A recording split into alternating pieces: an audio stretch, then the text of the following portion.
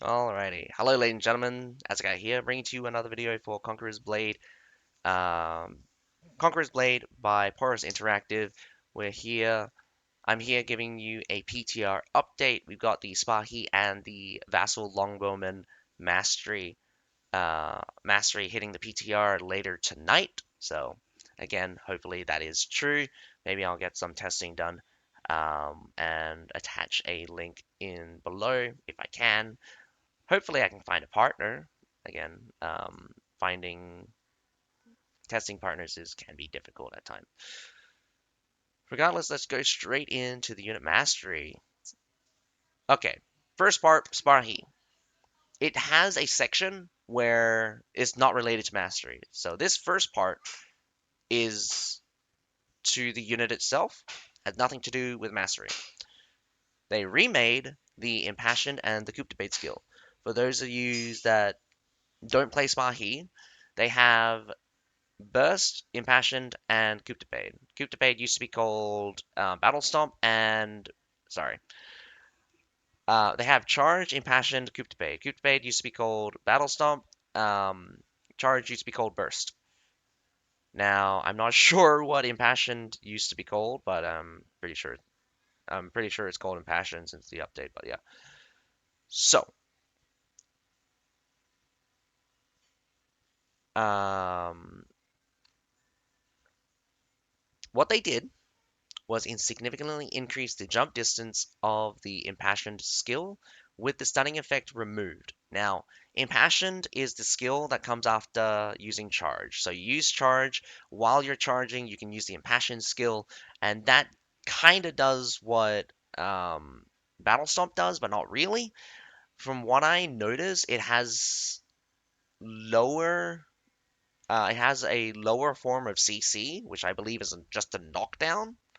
Um, while Coup de Paid has a throw.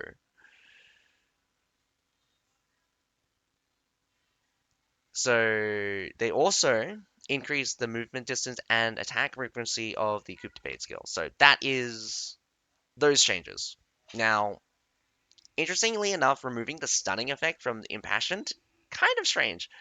Um, a lot of what Spahi's kind of saving grace about Spahis is that the CC allowed them to stay in battle, particularly against infantry, who quite nominally, being on the ground doesn't hurt the Spahis. Spahis are very vulnerable, and again, since they're a cavalry unit, there's so many units that deal bonus damage to them.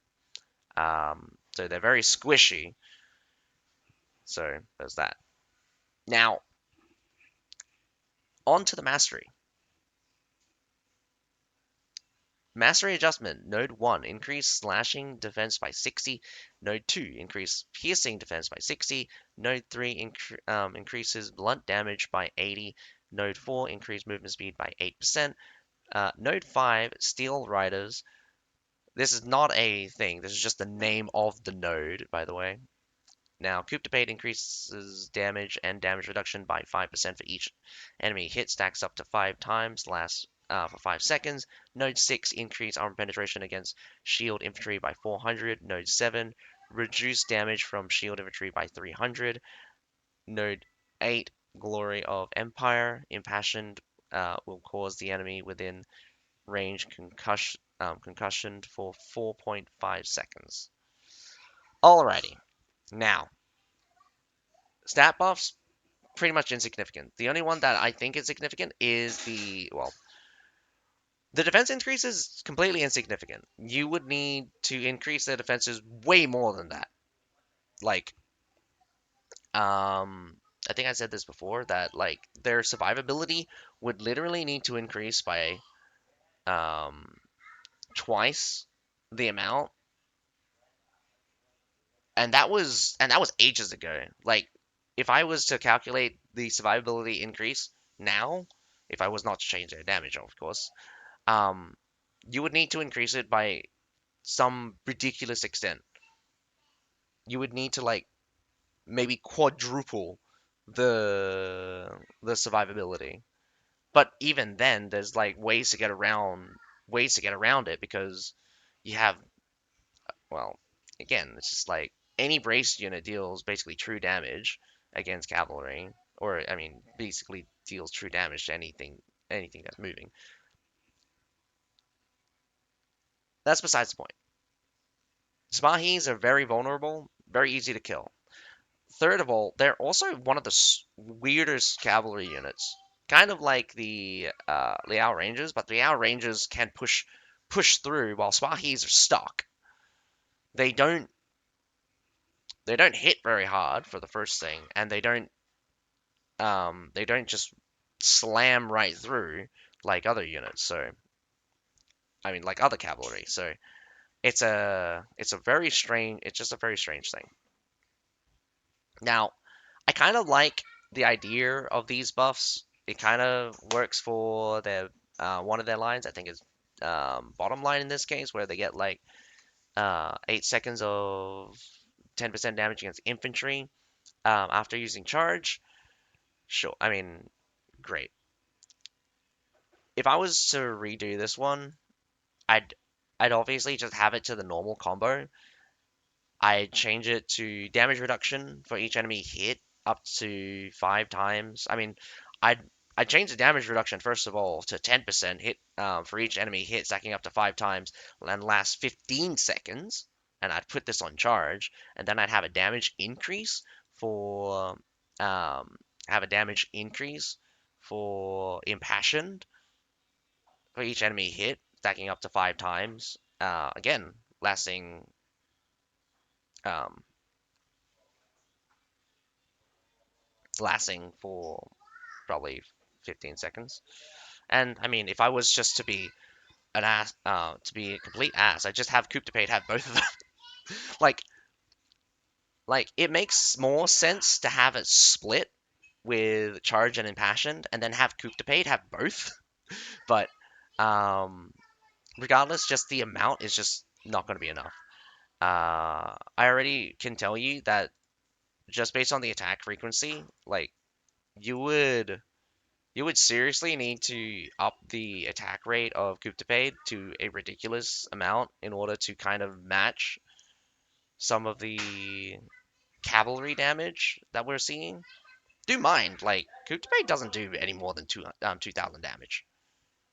You have cavalry units like the companions dealing well over 10k. Like, I'm pretty sure base wise, I can hit 11k straight on a lot of units. Um, and again, Swahi's also another unit that doesn't make use of speed because they're quite a slow, or not slow, they're quite a stationary cavalry where they they're not pushing through, they're not phasing through willy nilly. You can phase through, unfortunately. You can phase through using the new doctrine, and you can phase through using charge, of course. Um, Not so much so for Battle Stomp. I think Battle Stomp has a tendency to slide around a lot, though. I think it can. I think it can ignore knocked down units. It's kind of just this weird thing where it's just like it has collision. There's collision there, but knockdown units don't have collision sometimes, depending. So it's just like very weird. Or but some units don't have collision, they just weirdly. uh, but yeah, I mean, I've had issues where I've had Spahis just get stuck at the front of like grandpas when I just want them just to stomp through them. Um, Now I'm not sure if I like the fact that they're supposed to be good against shield units. I feel like I feel like specializing them against shield units is just kind of stupid since every single lance cavalry already picks on shield units like it's like a single charge from a lance cavalry destroy them will destroy any heavy shield unit. Having one of, if not the second only melee cavalry in the game to specialize in killing them when literally we have cavalry that can deal with everything else is just kind of silly to me. Um, have them specializing against infantry would just be more ideal. So removing the claws of shield, just like reduce damage against infantry by 300, increase armor penetration against infantry by 400. Excellent. I think that would be a great idea. It's it's just too narrow. It's just too narrow. I don't like this idea. I don't like this idea of specializing against only one type of infantry. It should just be infantry as a general rule. For me, I guess people will disagree. Now, we have node 8. I don't like the fact that I've never understood the concussion component of how charge to impassioned works. I don't understand what exactly they're removing. It says it's removing the stunning effect. Is that removing the knockdown component or whatever CC that impassioned has? To only put it back with mastery? That's dumb. Absolutely stupid. You removed you removed a feature only to add it back in and pat yourself on the back saying that, oh, we did something. You did it in the same patch, which is just super retarded to me and silly because if it does the same thing, why did you remove it in the first place? Now, on to Vassal Longwomen. I mean, I could talk about Sparkies a lot, and I would just mostly be about what I would do. Now, Vassal Longwomen, there's quite a few interesting things. We got Node 1, we have increase piercing armor penetration by 80 points. Node 2 increases rate of fire by 15%. Node 3 increases piercing damage by 40%. Did I say 40%? I said 40. I meant 40. My goodness. Try not to take it out of context. So what Node 1 increases piercing armor penetration by 80. Node 2 increases rate of fire by 15%. Node 3 increases piercing damage by 40. Node 4 increases rate of fire by 15%. Node 5 is called Steel Spike Arrow. Hitting a target with Overwatch will reduce the target's movement speed by 20% and decrease the target's damage output by 15%, with the effect doubled against cavalry, lasting for 10 seconds. Node 8, range support increases shooting accuracy of covering fire by 13%. Node 7, Mighty Bow Pool, it's called Mighty Bow Pool, Bow Pool, deals an additional 400 piercing damage with Overwatch against ranged infantry. Node 8, Wall of Agincourt, continuous hits with Overwatch will increase damage dealt by the Vassal Longbowman by why do I want to say 80%? It will increase the damage dealt by Vassal Longbowman by 60%. Now, wow, that again, the two major things is I don't understand. Sorry, I know why they put the clause in with Overwatch. I don't like the fact that they did it for Overwatch. The reason why is because this is the exact same effect as Poison for Rattan Marksman, but they doubled it against Cavalry. They did it with Overwatch because they didn't want you to use Arrow Rain in order to shoot faster, which is stupid. I really think that's stupid. Also, they didn't. Can you please be quiet? Can you close the door? So, again, with the Wall of Agincourt, they they had a clause with, sorry, they added the clause with Overwatch so that the 60% wouldn't apply to Arrow Rain or Covering Fire or normal. Now, I'm not on the PTR, of course, so I'm no way to verify this. I don't like this, mostly because it just makes no sense. Why would you bake in so many effects into just one ability? Overwatch itself already has a very significant reason or to exist because it's different from area of attack, first of all, and it's just a much bigger of a hassle and just restricts the unit a bit to where it just like I don't know why we don't get they got range support covering increases shooting accuracy of covering fire by 30%. I don't like the fact that like covering fire gets neither of these things. Not that I've ever used it, but I don't like the fact that covering fire don't get these things. I understand that you want covering fire to have something special, so 30% increase in accuracy. Cool. I mean, covering fire in itself is just not used very much from my personal experience with them. I mean, you never want to be away from your unit, so there's just the weird thing. So, um, I feel like,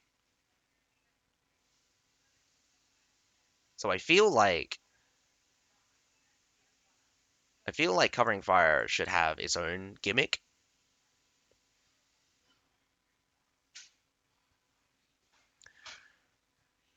I don't like Node 7 because it's only against range infantry and only in Overwatch, which seems silly.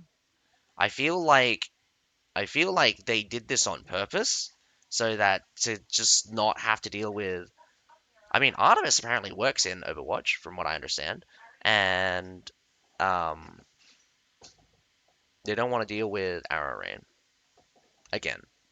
These are doctrine-related things, so maybe it'll go out of control.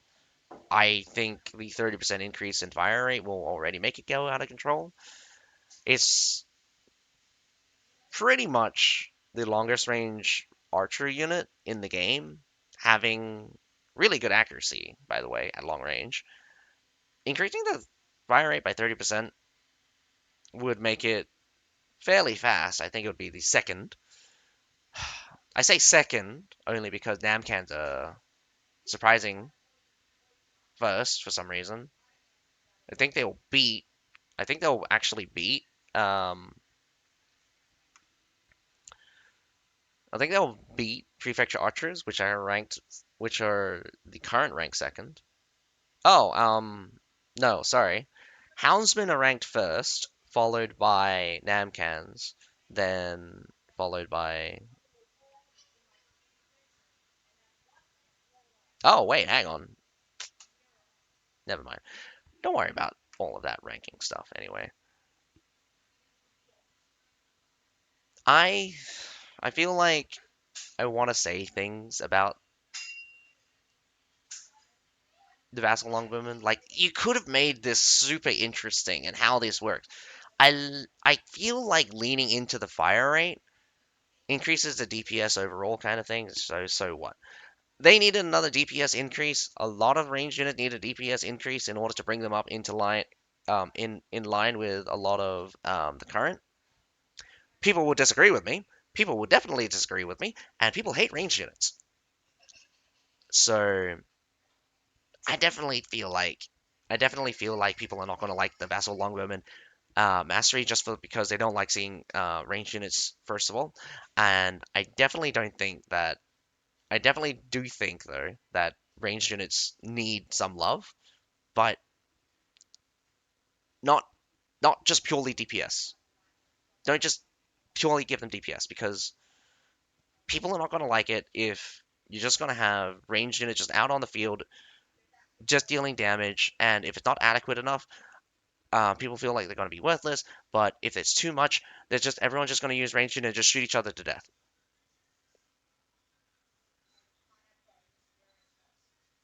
Now, back to this. I want to think that they're going to be good against cavalry.